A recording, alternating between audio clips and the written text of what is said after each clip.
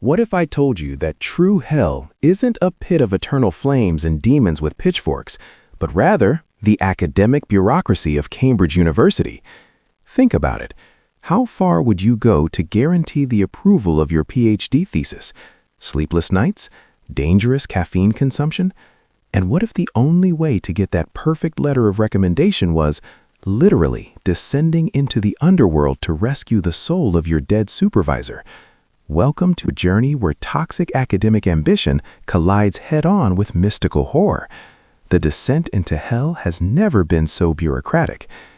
Our protagonist, Alice Law, is in trouble. Her prestigious supervisor, Professor Jacob Grimes, died in a terrible accident, and it's sort of her fault. As the book's text masterfully presents to us, she decides to intervene. For reasons of both moral obligation and self-interest, for without Professor Grimes she had no examination chair, Alice found it necessary to plead for his life to King Yama, the merciful, sovereign of the underworld. It's brilliant.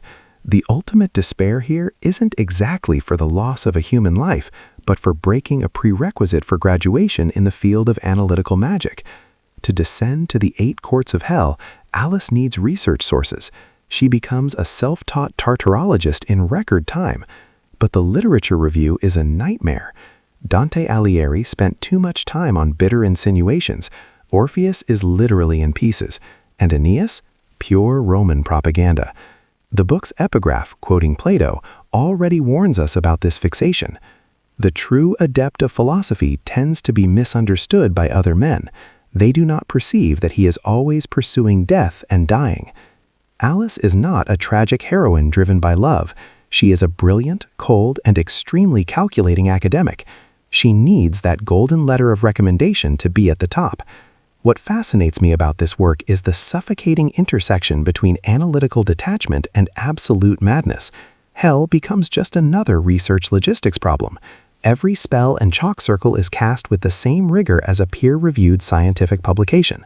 As the narrative highlights so well, magic required precision. The human mind was fallible, but hers failed less than most, and right now it was the only mind she could trust.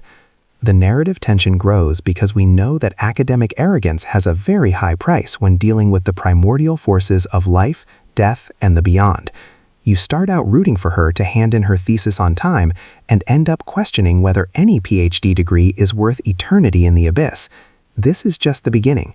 There's much more dense review waiting for you on the Cast Books channel. Subscribe and come read the world with us.